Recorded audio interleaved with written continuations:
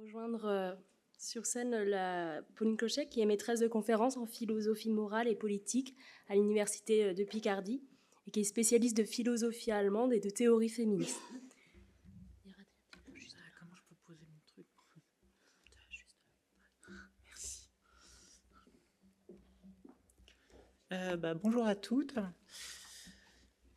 Alors, déjà, merci pour l'invitation au comité organisateur, à Ludivine Brune, et puis merci à l'Université de Rennes pour son accueil. J'avais pas compris que c'était l'Université de Rennes, je croyais que c'était Rennes 2, du coup je me disais qu'avec un peu de chance ce sera bloqué, on fera autre chose, mais c'est bien de faire ça aussi. Alors, du coup voilà, comme vous le voyez, moi je vais parler du rapport entre femmes, féminisme et philo. La question de la place des femmes en philo, déjà c'est maintenant qu'on peut se la poser, tout simplement parce qu'il y a des gens maintenant pour se la poser. C'est parce que davantage de femmes ont intégré la pratique et l'enseignement de la philosophie qu'elles peuvent signaler une absence ou un effacement antérieur, ainsi qu'interroger la portée, la signification et les limites de cette entrée de femmes dans un domaine, la philo, dont l'exercice reconnu, l'exercice légitime a longtemps été un précaré masculin. Cette question de la place des femmes, elle pose plus précisément 3 sous-questions. Une question institutionnelle, théorique et politique. D'abord, une question institutionnelle, c'est la question de l'intégration des femmes dans les lieux d'exercice professionnel de la philo, à la fois dans sa production, la production de textes philosophiques, d'idées philosophiques, et dans son enseignement. Lieu d'exercice professionnel, principalement académique et universitaire. En d'autres termes, qui est enseigné et qui enseigne. Qui est enseigné, c'est-à-dire qu'il s'agit de la place des femmes philosophes dans la production d'écrits philosophiques et dans le canon des autrices et des auteurs enseignés en France. Je me limiterai au cas français pour mon propos, pour une question de temps. Donc ça, c'était qui est enseigné. Qui enseigne? Ici, il s'agit d'interroger les limites de l'entrée des femmes dans l'enseignement de la philo. Ce point est d'actualité car, certes, plus d'un demi-siècle après des entrées exemplaires mais ponctuelles de femmes dans les institutions philosophiques, Jeanne Baudry, première agrégée de philo en 1905, Léontine Zonta, première docteure en philo en 1914, qui ont été étudiées récemment par Annabelle Bonnet. Eh bien, après ces premiers exemples, ces pionnières, si le nombre de femmes a relativement augmenté dans l'enseignement philosophique en France environ depuis les années 60-70, situation qui, comme je le disais tout à l'heure, nous permet désormais de questionner cette place, cette intégration rencontre des limites ou, comme on dit, un plafond de verre. Ce plafond de verre a été dénoncé en 2018 dans la tribune Combien de philosophes, publiée dans l'IB par un grand nombre de femmes philosophes, qui pointaient que, je les cite, dans cette discipline, plus encore que dans d'autres, les femmes sont minoritaires à l'université et invisibles dans les manuels scolaires. Deuxièmement, la question théorique est celle-ci. Y a-t-il ou non un apport spécifique des femmes ou de certaines femmes, mais tout de même en tant que femmes, à la discipline philosophique, que ce soit en termes d'approche, l'existence ou non d'un point de vue féminin en philosophie, ou en termes de contenu, certains objets ou certains domaines qui seraient introduits ou développés spécialement par les femmes ou par des femmes en philo. Donc, est-ce que ça existe ou non, cet apport spécifique, et si ça existe, quelles sont ses causes? Enfin, ça pose une question politique qui repose sur le constat que féminin ne signifie pas nécessairement féministe. Cette intégration de femmes dans qui enseigne et qui est enseigné en philo a-t-elle alors nécessairement une portée féministe? Donc je vais tenter dans le temps qui m'est imparti d'esquisser quelques éléments de réponse à ces questions, en avançant d'abord quelques données sociales, avant d'interroger la place des femmes dans le canon philosophique, puis les éventuels apports théoriques des femmes en philo et leur portée féministe. Alors d'abord, quelle est la sociologie de la place des femmes en philo en France. Avant tout, déjà, qu'est-ce que c'est que pratiquer la philo? On peut distinguer un usage profane d'un usage professionnel. Parce que la philo, c'est probablement parmi les SHS celle qui admet le plus un usage profane, stigmatisé d'ailleurs sous le nom de philosophie de comptoir. Est-ce que les femmes y sont spécialement rattachées? Pas vraiment. Parce que l'image d'Épinal de la philo de comptoir, autant pour qui la pratique que pour son contenu, c'est plutôt une image masculine. C'est le cliché des mecs qui sont entre couilles au PMU et qui, entre autres généralités creuses, balancent aussi du machisme ordinaire. Tandis que, dans cette imagerie, qui est empreinte de mépris de classe envers les formes populaires de conversation et d'idéation, la figure davantage associée aux femmes, c'est moins celle de la philo de comptoir que celle du commérage. Et ça, c'est intéressant, parce que ça veut dire que déjà au niveau des clichés courants méprisants, on note un rattachement des hommes à l'universel, même si c'est un universel creux, donc clichés généraux qui ne veulent rien dire, et un rattachement des femmes au particulier. Aux hommes avec la philosophie de comptoir des généralités creuses, et aux femmes avec le commérage, le particularisme étroit des querelles de voisinage et des ragots. Donc déjà, à ce niveau des clichés communs, il y a donc une forme d'exclusion des femmes hors de l'usage profane de la philo au profit du particularisme des potins. Qu'en est-il maintenant de l'usage professionnalisé et proto-professionnalisé de la philo? Alors, l'usage proto-professionnalisé, je veux dire les études, et l'usage professionnalisé, l'enseignement et ou la recherche en philo.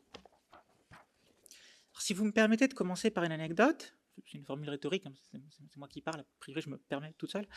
Quand je suis entré en prépa littéraire, sur une classe d'une cinquantaine à peu près, on aurait vraiment quasiment pu faire une réunion en non-mixité, parce qu'il n'y avait vraiment que 6 ou 7 gonzes. En omettant toutefois les profs, parce que eux, par contre, c'était quasiment tous des hommes. Et cette proportion, ça valait aussi pour l'aspect philo.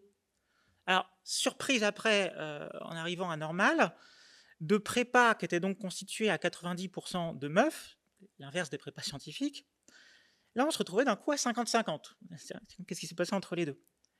Et en philo particulièrement, on était l'un des départements en SHS avec plus de mecs que de meufs.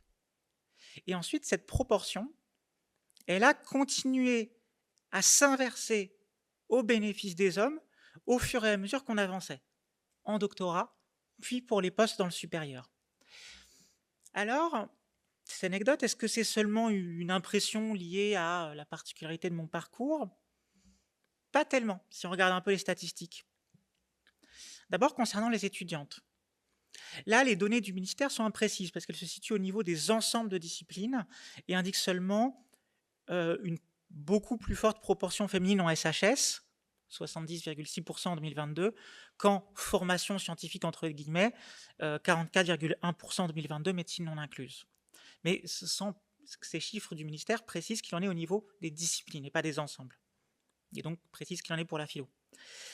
Les données, c'est donc à nous de les produire et pour ma part, ce que j'ai observé à ma petite échelle, c'est-à-dire en 13 ans d'enseignement dans le supérieur dans 3 institutions différentes, une grande école et 2 petites universités dites de territoire, c'est d'une part, en moyenne, une proportion plus proche de la parité entre étudiantes et étudiants en philosophie, avec donc une filière qui est plus, pour les SHS, lettres et langues, une filière de philo qui est plus masculine quand même qu'en lettres et langues.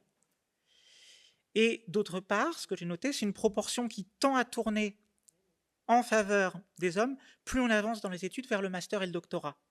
Bon, après, c'est une expérience assez limitée, sur 3 établissements. Les chiffres sont plus clairs concernant la place des femmes dans l'enseignement et la recherche philosophique, surtout concernant le supérieur, c'est-à-dire les postes plus prestigieux et mieux payés.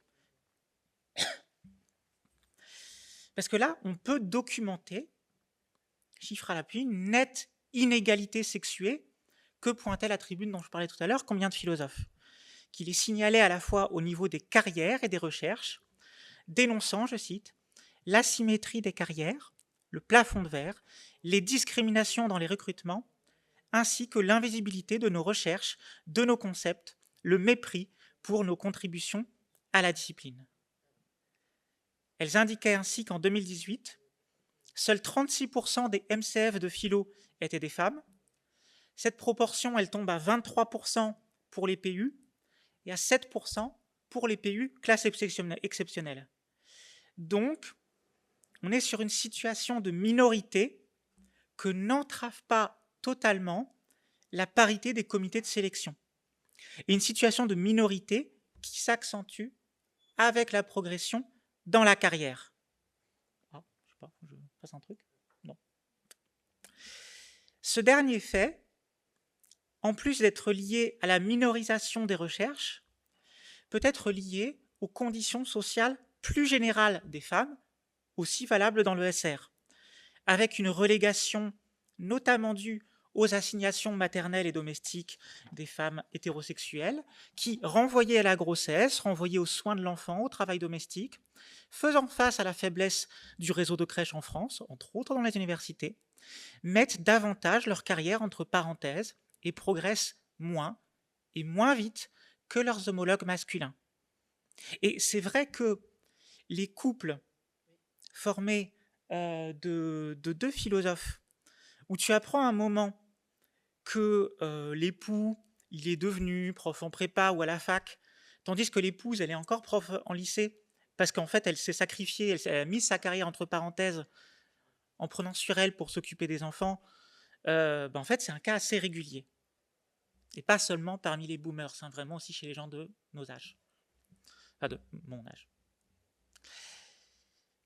Alors, après cette question qui enseigne, la philo, passons à qui est enseigné, donc à la place des femmes dans le canon philosophique en France.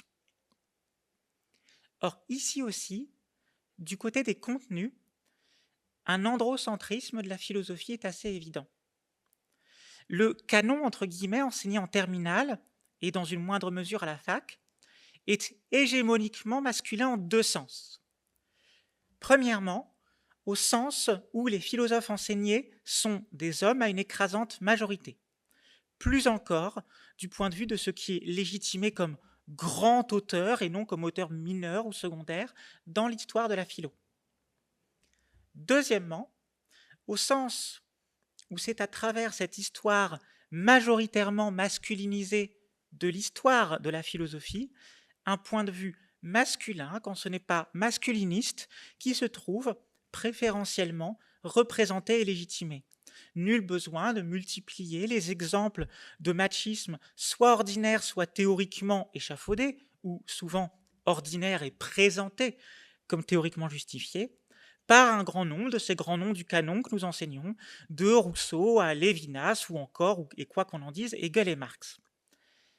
La constitution de ce canon, parce que ce n'est pas un canon qui va de soi, il est constitué, fait donc de la philosophie en grande partie une prérogative masculine, voire masculiniste, en tout cas androcentrée. Mais on dirait peut-être que ce canon masculin, il est inévitable parce qu'il ne ferait que refléter une réalité historique. Il y aurait tout simplement eu beaucoup plus d'hommes que de femmes dans l'histoire de la philo, au moins jusqu'au XXe.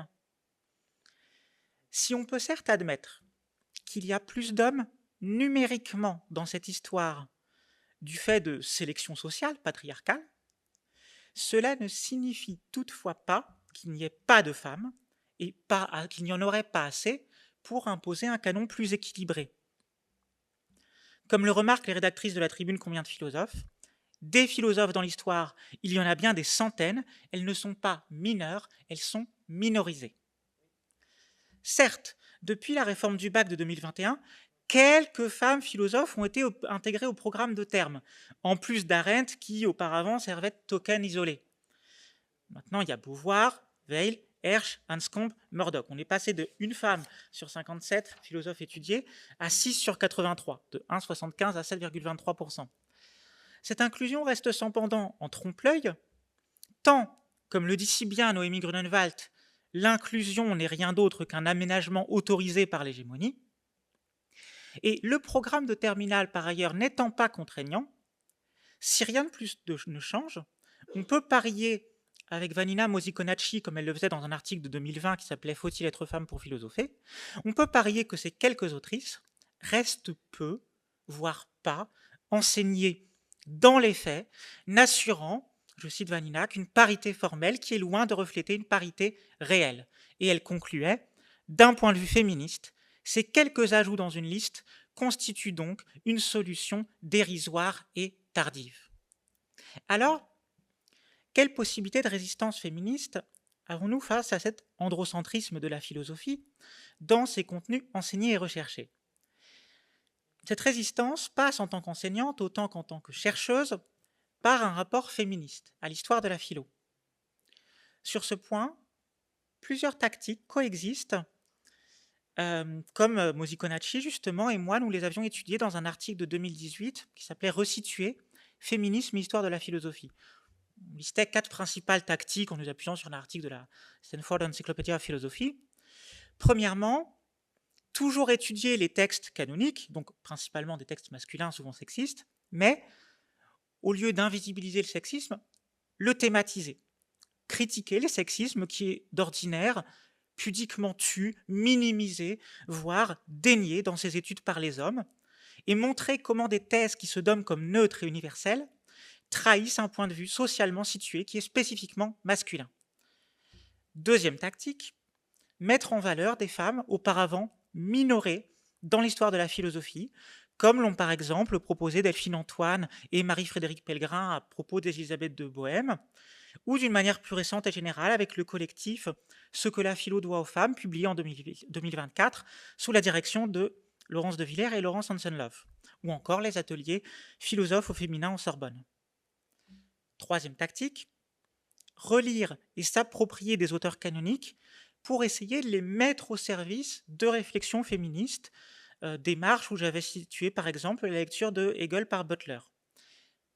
Et quatrièmement, proposer une épistémologie féministe de l'histoire de la philo elle-même, comme l'a par exemple proposé Michel Ledeuf. Dans tous les cas, il ne s'agit donc pas d'arrêter avec l'histoire de la philosophie ou de censurer, de cancel le canon, mais il s'agit d'une part de faire évoluer ce canon et d'autre part de l'aborder à partir de problématiques féministes resituant les théories étudiées dans les rapports sociaux de sexe propres à chaque époque, ainsi que d'en évaluer le potentiel subversif quant à ces rapports sociaux. Comme nous l'écrivions ainsi alors, la lecture et l'écriture philosophique féministe se font autant avec que contre l'histoire de la philo. Toutefois, autant cette typologie que ces démarches réclament certaines précautions. Et il me semble pour ma part important de ne pas sombrer dans une falsification qui consiste à chercher à sauver des hommes philosophes du canon en faisant passer contre la lettre leur théorie pour féministe. Des fois, c'est pas possible. Et même si on aime bien l'auteur, il faut faire avec. Le reconnaître pour sexiste et l'étudier pour le gros macho qu'il est, au lieu d'essayer de régler avec eux des questions féministes qu'en réalité, les femmes ont très bien résolues toutes seules. J'en viens enfin à la question de l'apport des femmes à la philosophie. Y a-t-il des apports thématiques et méthodologiques de femmes, du fait qu'elles sont des femmes, à la philo? D'abord, au plan méthodologique, existe-t-il une approche spécifiquement féminine en philo? Si des femmes peuvent aborder la philosophie depuis une position différente de celle des hommes, c'est sur la base historique d'une exclusion, justement de leur effacement et de leur marginalisation par rapport au discours philosophique légitime. C'est ce que remarquait Ledeuf dans l'imaginaire philosophique, en soulignant que le discours philosophique, notamment métaphysique, s'est constitué historiquement en excluant la féminité assignée à une corporéité dont le point de vue métaphysique devrait faire abstraction, ce que ne pourraient pas faire les femmes. Face à cet androcentrisme constitutif, selon Mosiconacci dans son article que j'ai cité tout à l'heure, « Faut-il être femme pour philosopher ?», la manière d'aborder la philosophie par les femmes serait toujours prise dans une alternative, voire un dilemme. Soit on se réapproprie la féminité, ou au contraire on la rejette. C'est sur cette base qu'elle identifie un style philosophique propre aux femmes, quoiqu'elles puissent justement le refuser, et que ce refus d'ailleurs a plus de chances d'être payant en termes de carrière. En effet, le style, en termes d'attitude, de personnalité, de discours attendu du philosophe, eh bien ce style attendu du philosophe s'appuie sur certains traits qui sont stéréotypiquement assignés aux hommes et résultent plutôt d'une socialisation masculine.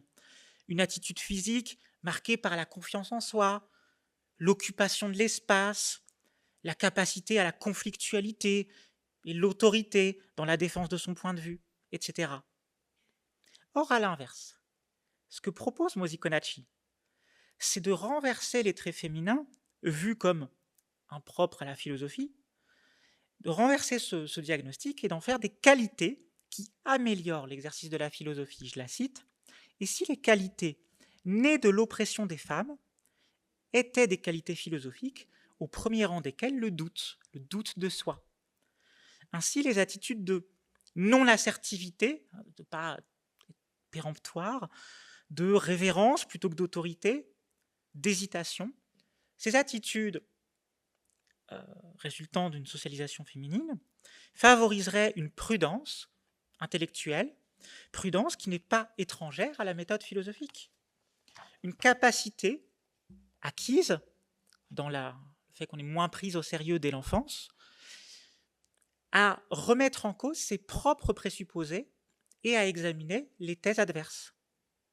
Alors, si c'est le cas, avec quelle cause? On peut, là aussi avec Mosi-Konachi, mettre en garde contre un danger de glorification différentialiste de ces qualités, qui ne viennent ni des ovaires ni de quelque éternel féminin, mais plutôt d'une position dans les rapports sociaux de sexe, conduisant à la formation des individus selon des traits et selon des comportements pour une large part sexués. Ce qui invite d'ailleurs à ne considérer ces exemples d'approche féminine en philosophie qu'elle a donné, la prudence, le doute, etc., que comme peut-être propre à certains groupes sociaux. Maintenant, est-ce qu'il y a un apport au plan, non pas des méthodes, des attitudes, mais au plan thématique des femmes à la philo? Au plan des objets qui sont étudiés par les femmes en philo, qui différeraient statistiquement des objets étudiés par les hommes ou qui auraient été davantage introduits par des femmes en philo. Ici aussi, c'est en partie le cas. Je peux donner deux exemples principaux, qui sont la question du corps et de l'expérience vécue du corps, par exemple avec Beauvoir, ainsi que la question de la positionnalité des savoirs ou des points de vue. Tous nos savoirs, nos points de vue sont situés socialement et historiquement. Positionnalité des savoirs ou des points de vue mettant en cause l'universalité du discours étudié dans les diverses branches des épistémologies féministes, depuis Harding et Herzog. Pour concrétiser un petit peu tout ça, je vais m'appuyer sur quelques publications récentes qui, près de 50 ans après les travaux précurseurs de Geneviève Fraisse, témoignent d'une intense actualité éditoriale sur le rapport entre philo, femmes et féminisme, et sur la place des femmes en philo.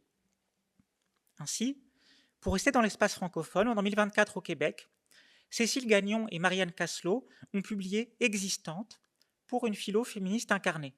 Ici, on a bien une approche assez spécifique et des objets spécifiques qu'on voit dans la diversité des contributions de l'ouvrage, avec une approche surtout phénoménologique, centrée sur l'expérience minorisée et du corps, et se concentrant sur des objets traditionnellement marginalisés en philosophie.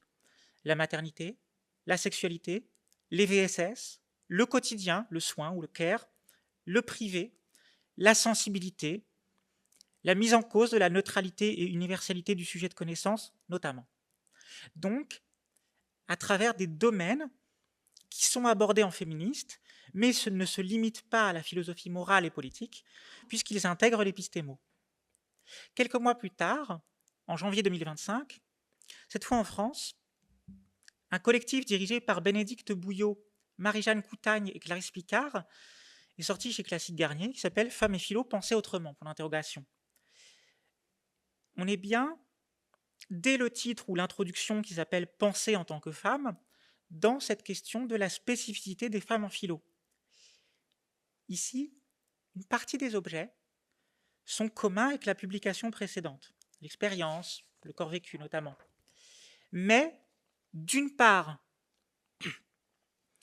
avec plus d'insistance sur des objets qui sont en partie décalés, plus d'insistance sur l'intime, sur la grossesse et l'accouchement, sur l'émotion comprise comme étant dans un rôle complémentaire avec la raison, l'altérité, etc.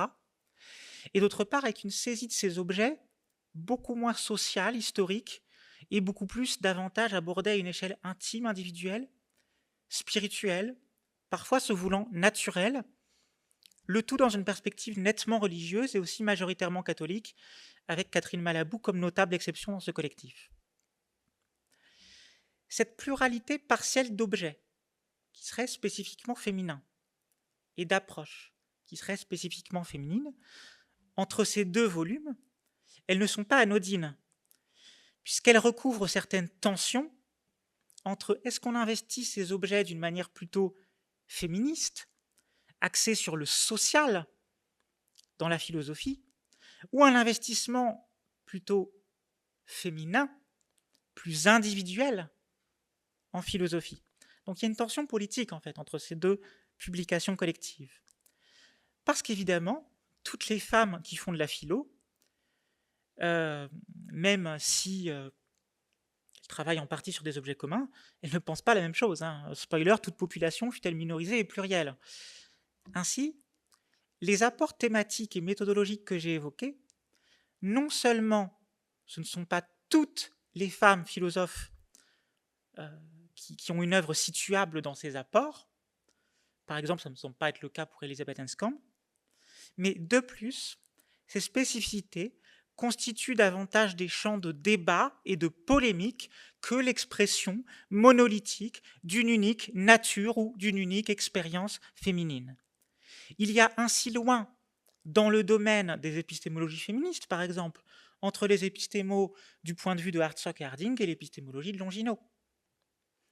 De ce fait, si les expériences sociales féminines fournissent des points d'approche de la discipline et de l'institution philosophique, points d'approche qui peuvent être politisés en un sens féministe, l'introduction de femmes, voire du féminin en philosophie, eh bien, pour reprendre le terme de Malabou dans son article dans le collectif dont je parlais à l'instant, article qui s'appelle « Le féminin comme anarchie », non, il me semble que cette introduction du féminin en philosophie n'est pas intrinsèquement ni féministe, ni subversive, ni anarchiste. Elle peut l'être, ça suppose une politisation consciente. 2 points pour conclure. Premièrement, est-ce que le fait d'aborder la philo en tant que femme doit nous conduire à revendiquer un point de vue, une place particulière et minoritaire en philo? Pas nécessairement. Et refuser l'accès à un discours à prétention universelle ne me semble pas être la conséquence obligatoire de la reconnaissance de notre position marginale par rapport à la discipline. Là-dessus, j'applique à la philo ce que Wittig dit de l'écriture littéraire dans sa préface à sa traduction de Jonah Barnes. Oui, nous partons d'une situation minoritaire, mais il nous faut rendre ce minoritaire universel plutôt que de rester dans sa minorité.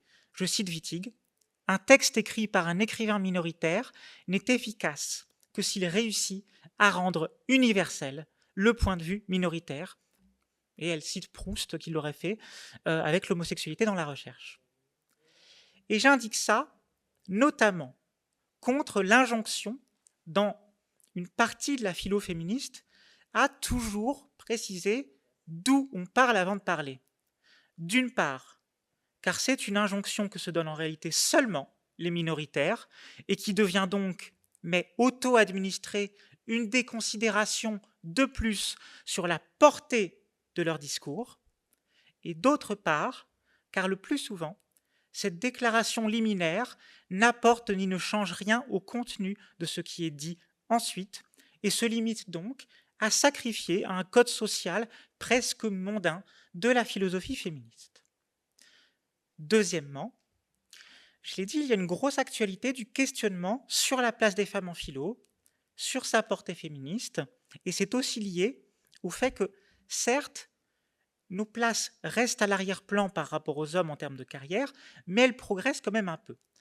Et je vais donc finir sur les dangers qui guettent cette actualité et ce relatif progrès, qui rendent cette actualité et ce progrès éminemment fragiles. Le premier danger, il est interne à la philo féministe et il serait de se satisfaire d'une certaine scolastique du genre, où la pensée est remplacée par le fait de montrer patte blanche en montrant qu'on maîtrise certaines manières de parler, certains codes, comme celui que j'ai mentionné à l'instant. Le deuxième danger, déjà plus grave car nous échappant, c'est celui lié à la casse de l'ESR et de l'éducation nationale en France depuis le processus de Bologne, et qui s'accélère avec les réductions budgétaires actuelles. Tout simplement, il y a moins de postes, et quand il y a moins de postes, ce sont souvent les populations subalternes, dont les femmes, qui vont être encore moins recrutées.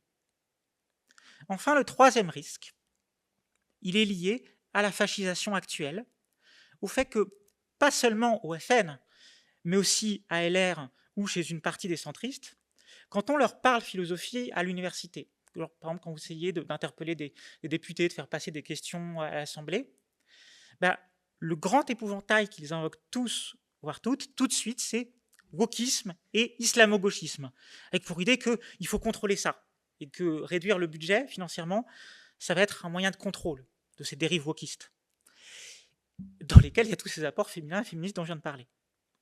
Donc ces apports féminins et encore plus féministes, est-ce qu'on va pouvoir continuer à les approfondir longtemps dans l'espace académique et universitaire? L'avenir nous le dira, mais observez ce qui se passe pour la recherche et pour les facs avec Trump et consorts aux États-Unis, et la manière dont c'est la même idéologie qui se trouve dans les attaques contre le prétendu wokisme en France, ça ne m'incite pas à l'optimisme, et je vous remercie de votre attention.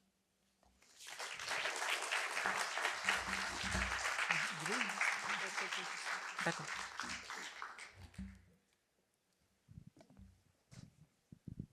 Est-ce qu'il y a des questions?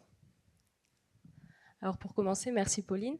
Moi j'en aurais une. Est-ce que à l'heure actuelle, les femmes au sein de la philosophie permettent de transformer la philosophie, ou elles sont encore obligées de se restreindre à ce cadre avec les grands auteurs masculins dont tu as évoqué? Un peu les deux, comme je le disais tout à l'heure. Ça va être plus payant en termes de carrière si on essaye justement de rester dans les clous. C'est-à-dire que une femme qui, à la fois en termes d'attitude philosophique, de style, de manière d'être, mais aussi en termes d'objet, va dire non, je ne vais pas trop étudier des autrices féminines, pas trop avoir des problématiques féministes, elle augmente ses chances de carrière, très clairement.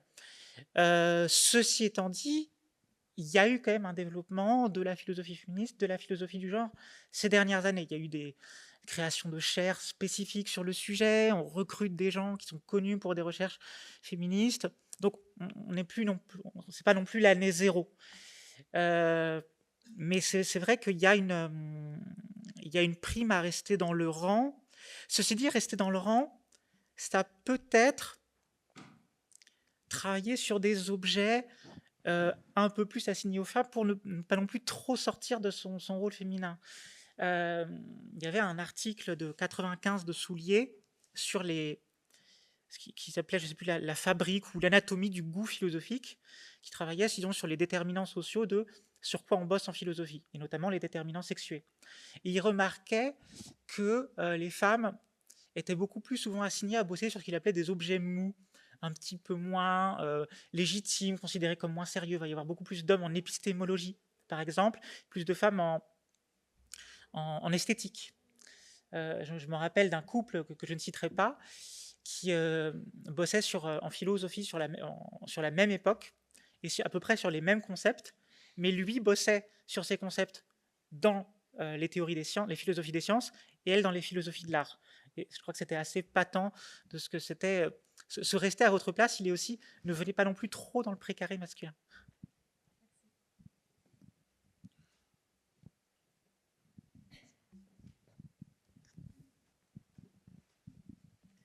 Bonjour, merci beaucoup pour cet exposé super intéressant. Euh, donc, vous êtes maître de conférences et femme, et est-ce que vous avez l'impression que le fait de vous intéresser, vous, personnellement, à la philosophie féministe, ça, c'est un frein pour votre carrière? Est-ce que j'arrive pas trop à situer si vous êtes à l'âge de pouvoir passer prof, ça c'est... Alors, là où c'est un frein, c'est je serai bientôt à l'âge d'essayer de passer prof. C'est tout de même un frein dans la mesure où je sais qu'en France, je ne peux pas faire nos carrières n'importe où. Je sais que sur les, je ne sais plus, il y a une vingtaine environ de facs de philo en France, il y en a où c'est même pas la peine que je candidate, où ça les intéresse pas de recruter des gens qui ont mon pédigré. Voilà, moi j'ai bossé en philo féministe et par ailleurs sur Marx. Bon, il y a certaines facs, c'est pas ce qu'ils veulent. Donc Euh, donc c'est un frein de ce point de vue-là. Ceci dit, comme je le disais, c'est pas toutes les facs. Maintenant, il y a certaines facs, et celle dans laquelle je suis, c'est l'une de celles où c'était possible pour moi d'avoir un poste, qui recrute encore pour l'instant. Maintenant, est-ce que ça va durer? Est-ce que c'est quelque chose, ces recrutements, qui va survivre aux évaluations HCERS, aux réductions budgétaires? J'en suis pas certaine.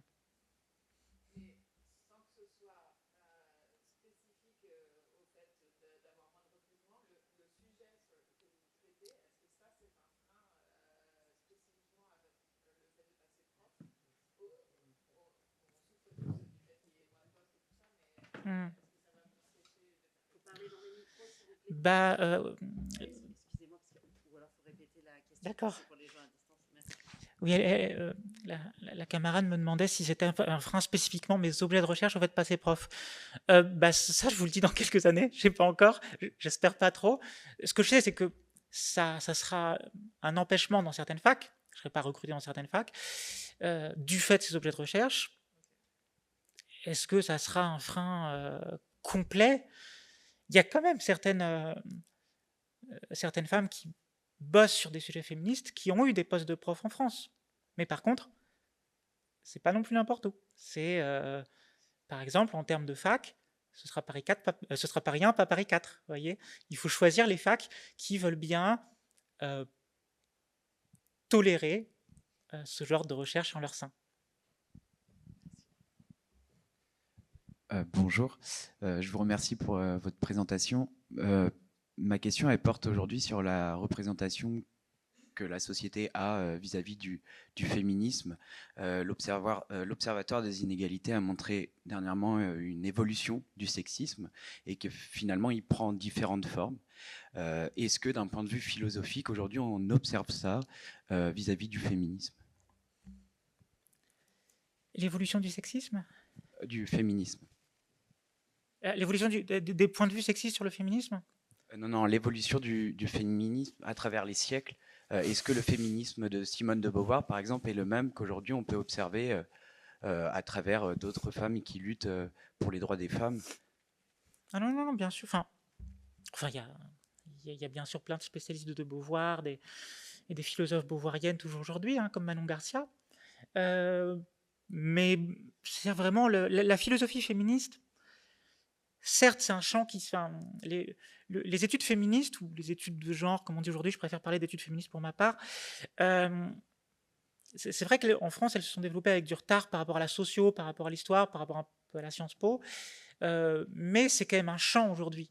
Et qui dit un champ, dit bah, c'est un champ avec plein de gens, des positions ultra plurielles, en débat, et il n'y a pas qu'une seule position féministe en philosophie en France actuellement. Il y a vraiment des courants très différents. Il y a des gens qui ne sont pas exactement non plus identifiés à un courant.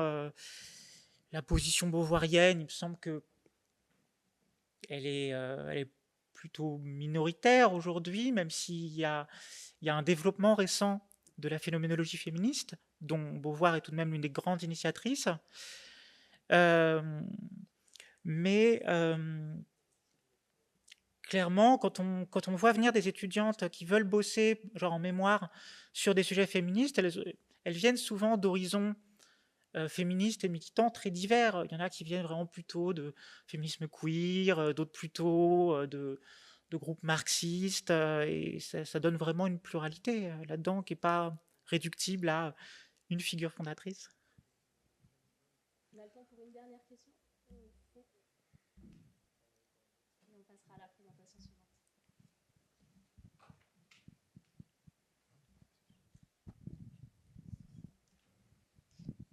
Bonjour, merci. Juste par curiosité personnelle, vous avez évoqué des hommes dont on pouvait apprécier les idées, mais qui restaient des machos, et donc vous pensiez à qui?